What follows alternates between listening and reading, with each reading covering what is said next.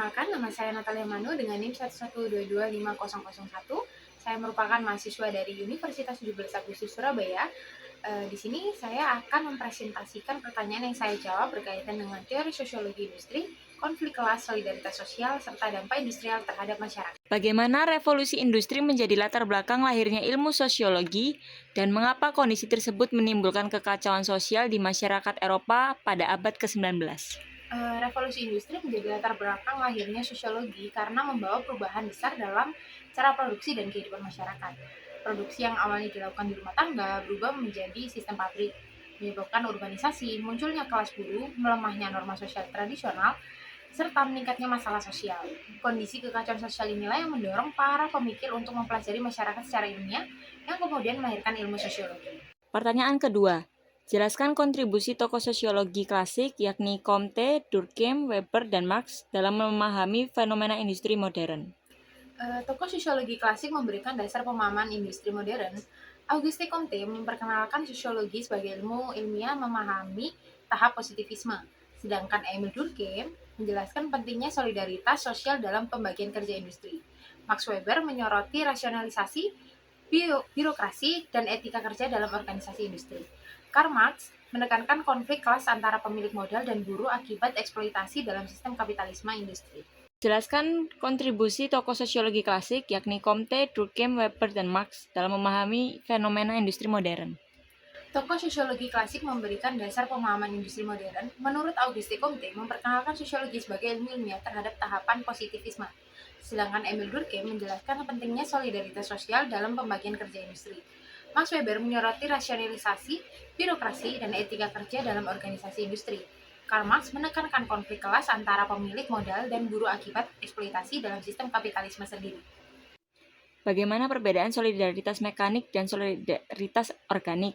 Menurut Emil Durkheim, dapat dijelaskan dalam konteks organisasi industri saat ini. Solidaritas mekanik biasanya terdapat pada masyarakat sederhana dengan kesamaan pekerjaan dan nilai. Sedangkan solidaritas organik muncul pada masyarakat industri yang kompleks dengan pembagian kerja yang tinggi. Dalam organisasi industri modern, solidaritas organik terlihat dari ketergantungan antar divisi dan spesialisasi kerja, di mana setiap individu memiliki peran berbeda namun saling membutuhkan untuk mencapai tujuan organisasi. Dalam pandangan Karl Marx, bagaimana konflik antar kelas burjuis dan proletar muncul dalam sistem industri, dan apa dampaknya terhadap hubungan kerja? Menurut Karl Marx, konflik kelas dalam industri muncul karena adanya perbedaan kepentingan antara kelas burjuis sebagai pemilik modal dan kelas proletar sebagai pekerja. Burjuis berusaha memaksimalkan keuntungan, sementara proletar menjual tenaga kerja untuk bertahan hidup.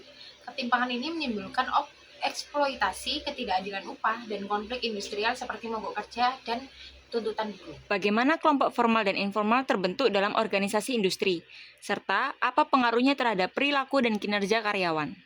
Kelompok formal terbentuk secara resmi dan dalam struktur organisasi seperti divisi dan departemen, sedangkan kelompok informal terbentuk secara alami berdasarkan kedekatan sosial.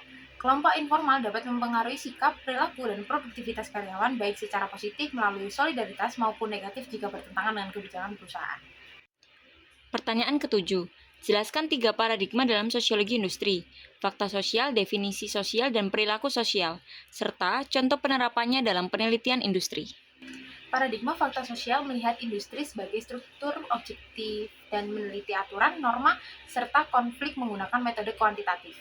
Paradigma definisi sosial memandang realitas sebagai hasil konstruksi individu dan menggunakan metode kualitatif seperti wawancara. Paradigma perilaku sosial menekankan hubungan reward dan punishment dalam perilaku kerja. Ketiganya membantu memahami industri dari sudut pandang yang berbeda. Bagaimana stratifikasi sosial terbentuk dalam dunia industri berdasarkan jabatan, pendidikan, dan kekuasaan, serta bagaimana cara menguranginya? Stratifikasi sosial dalam industri terlihat dari perbedaan jabatan, pendapatan, pendidikan, dan kekuasaan. Manajer berada pada posisi lebih tinggi dibandingkan pekerjaan operasional. Stratifikasi ini dapat dikurangi melalui kebijakan yang adil, seperti kesempatan promosi, pelatihan, sistem pengupahan yang transparan, serta jaminan sosial bagi pekerja. Jelaskan bentuk-bentuk interaksi sosial asosiatif dan disosiatif yang terjadi di dalam lingkungan industri atau perusahaan. Interaksi sosial asosiatif dalam industri meliputi kerjasama tim, koordinasi antar divisi, dan joint venture antar perusahaan. Sedangkan interaksi disosiatif dapat berupa konflik industrial dan persaingan antar karyawan atau perusahaan.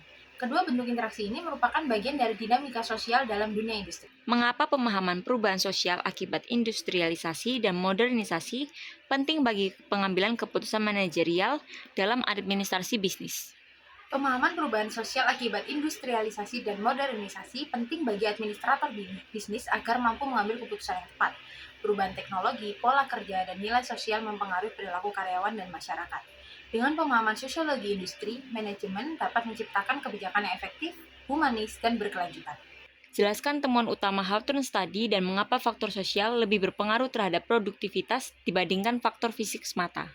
Hawthorne Study membuktikan bahwa produktivitas kerja tidak hanya dipengaruhi oleh faktor fisik seperti pencahayaan, tetapi lebih dipengaruhi oleh faktor sosial. Perhatian manajemen, hubungan antar pekerja, dan rasa kebersamaan dalam sekelompok kerja terbukti meningkatnya atas produktivitas. Temuan ini menegaskan bahwa industri adalah organisasi sosial, bukan sekedar sistem teknis. Contoh kasus yang saya angkat adalah perkembangan industri manufaktur dan logistik di Surabaya Raya, yang membuka lapangan kerja namun juga membawa perubahan sosial, pembagian kerja yang kompleks, serta perbedaan posisi antar manajemen dan pekerja. Surabaya sebagai kota industri dan jasa terbesar di Jawa Timur mengalami perkembangan pesat di sektor manufaktur, pergudangan, dan logistik yang membuka banyak lapangan kerja sekaligus pembawa perubahan sosial di masyarakat. Aktivitas ekonomi yang sebelumnya didominasi sektor informal kini bergeser ke sistem kerja industri dengan pembagian kerja yang target produksi dan aturan organisasinya yang ketat. Di dalam perusahaan industri Surabaya, terlihat adanya pembagian kerja dan spesialisasi yang saling bergantungan, mencerminkan solidaritas organik sebagaimana dijelaskan oleh Emil Durkheim. Namun, struktur industri juga melahirkan stratifikasi sosial berdasarkan jabatan, pendidikan, dan penghasilan yang dalam beberapa kasus memicu konflik hubungan kerja seperti tuntutan upah dan status kerja, sebagaimana dimukakan oleh Karl Marx. Selain itu, terbentuk kelompok formal dan informal di lingkungan kerja yang mempengaruhi produktivitas dan hubungan sosial sejalan dengan temuan Hawthorne Study. Interaksi sosial dalam industri bersifat dinamis, meliputi kerjasama sekaligus persaingan. Perkembangan teknologi dan sistem digital semakin menuntut pekerja untuk beradaptasi, sehingga pemahaman sosiologi industri menjadi penting bagi administrator bisnis dalam mengelola sumber daya manusia secara adil dan berkelanjutan. Selanjutnya, saya akan membahas mengenai kesimpulan dan analisis yang sudah saya temukan. Kasus industri di Surabaya tahun ini menunjukkan bahwa industri bukan hanya sistem produksi, tetapi juga organisasi sosial yang melibatkan hubungan antar individu, kelompok, konflik kelas, solidaritas sosial, interaksi sosial, dan stratifikasi dan perubahan sosial. Pembagian kerja dan ketergantungan antar divisi ini mencerminkan solidaritas organik menurut Emil Durkheim. Perbedaan jabatan dan penghasilan menunjukkan stratifikasi sosial yang berpotensi menimbulkan konflik kelas sebagaimana dikemukakan Karl Marx. Selain itu, terbentuknya sekelompok formal dan informal di tempat kerja membuktikan bahwa faktor sosial seperti yang dijelaskan dalam Hawthorne Study berpengaruh terhadap produktivitas dan hubungan kerja. Demikian video tugas presentasi mengenai sosiologi industri. Terima kasih.